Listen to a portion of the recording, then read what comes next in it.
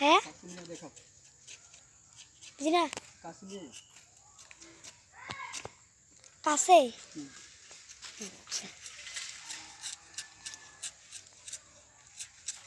এটা যাস এটা যাস